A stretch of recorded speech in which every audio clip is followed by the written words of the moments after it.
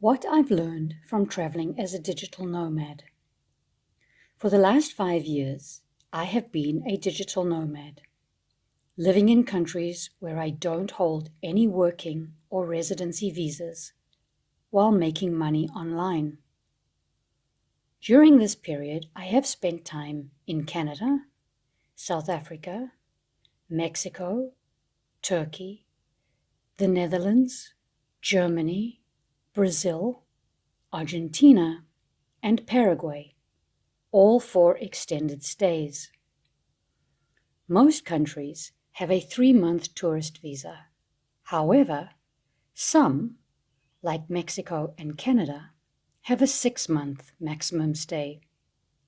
Digital nomads like me engage in slow travel through countries, working online and spending their days off seeing sights, tasting the food, and chatting with the locals. I have learned a lot slow traveling through the world, and I'm about to share some of it with you. Firstly, luggage is key. My base has been in Canada between each slow travel journey, and each time I left my little basement apartment, I took less. I'll be the first to admit that I struggle immensely with traveling light, and taking the bare minimum is tough for me, but I've become better at it.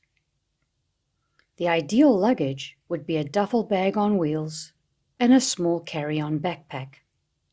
This is something I still aspire to as I drag my big black suitcase on and off trains, planes, and buses. Secondly, planning is necessary, but not too far in advance. Spontaneity is great, and digital nomads should be open to changing their plans. Rolling with a hunch and going somewhere the locals advise you to go can be incredible, but leaving things to the last minute before organizing a new destination isn't ideal. There are 2 things I would like to add here.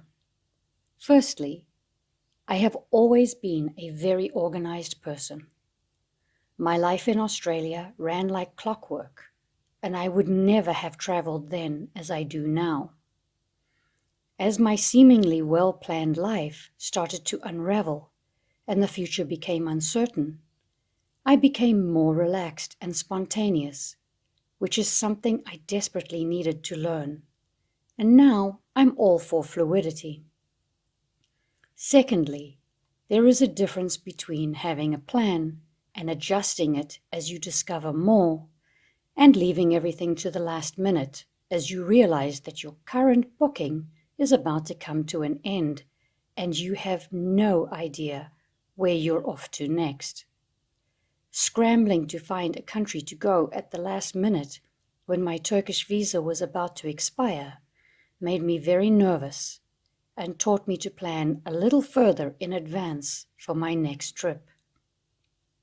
I was extremely fortunate on that journey, and someone, somewhere, was definitely watching over me and keeping me safe. There were a few times when I could have landed in hot water, had divine intervention not intervened, which brings me to my next point. Don't land up somewhere expensive if your income is limited. It's no secret that teaching ESL online is not a lucrative job. Whilst I have learned to travel on a dime, it's better for me to stay in low-cost countries. Deciding to head into Western Europe in 2022 from Turkey wasn't one of my greatest ideas.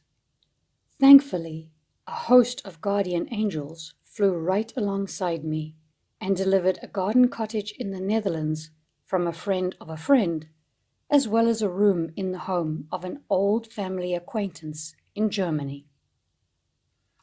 Take trains and buses over planes and walk when you can.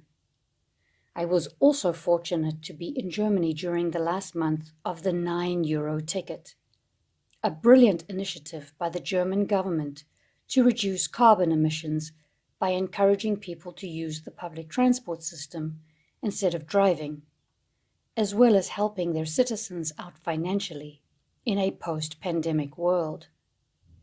That little ticket saved me a lot of money and enabled me to see more than I would have been able to afford.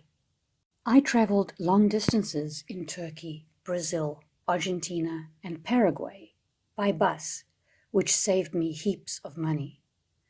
When I say long distances, I mean it.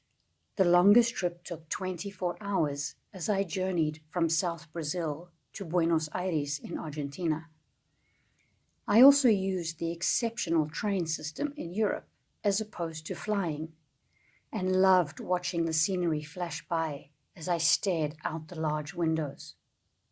Walking through cities or towns uncovers hidden gems that would be missed if taking a taxi or Uber. I got metro cards for Istanbul, Izmir, and Buenos Aires as I was in each city for a month. In many places, the public transport was clean, well marked, and took me effortlessly to my destinations with the help of Google Maps tracking my progress so I could jump off at the right stations. Accommodation is usually one of the biggest costs. My go-to application for a place to stay is Airbnb, mainly because it has cornered the market and is available everywhere. And many hosts give hefty discounts if their guests stay for a month or more. I always stay for at least a month in large cities to save some dough. Now for a few miscellaneous tips I have learned as a world traveler. Number 1, unlock your cell phone and buy a SIM card wherever you go. My mobile phone provider in Canada allows users to keep their numbers active for a small fee while traveling, which helps for apps like WhatsApp. As international roaming charges are horrendous, they would bankrupt me in less than a week. Buying a SIM card and some prepaid data as I travel ensures that I can access Google Maps and Google Translate, both vital traveling services, and keeps me connected in case I run into any trouble. Number 2, always have change on you to use the bathroom. It seems that you need money to use the facilities in most places these days. God bless North America, where I have never had to drop a nickel to relieve myself. Bus and train stations all over Europe, South America, and even some shopping centers in Germany are charging to use the restrooms these days. If you wish to stay hydrated, you could spend more money in a day using the bathroom than on transport or food. Number 3, ask the locals. Ask the locals to help you arrange tours and where to go. I have saved up to $85 on some excursions by getting a local to book a tour for me in their own language on local websites. As I speak basic Spanish, I also saved quite a bit booking bus tickets in South America as opposed to using the English sites that take a nice cut for themselves. Listen to the locals, as they are only too happy to tell you about things that are not in the guidebooks, the quiet little secrets of the area, or the best places for certain types of foods. They will also teach you how to pronounce the names of people and places correctly, as well as the most appropriate way to ask for things. Local customs may be very different to what translation apps and websites are giving you.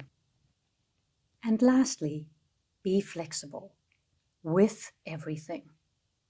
Being a vegetarian can be a challenge in some countries, and I have learned to come prepared.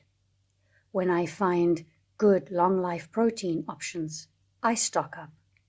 I always travel with nuts or snacks and try to arrive somewhere with a few necessities in case the local convenience store doesn't have many of my staples.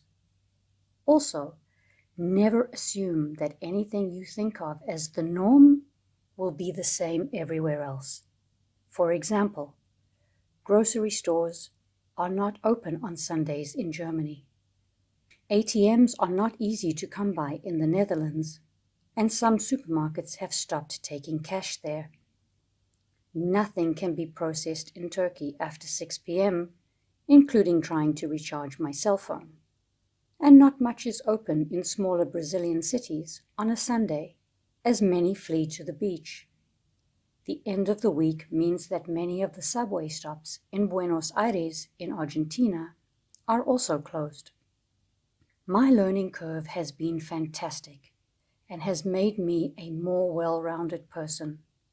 I have learnt an inordinate amount of patience and come to appreciate the smaller things in life. Let me leave you with this quote by Ibn Battuta, a Moroccan traveler, explorer, and scholar. Traveling, it leaves you speechless, then turns you into a storyteller.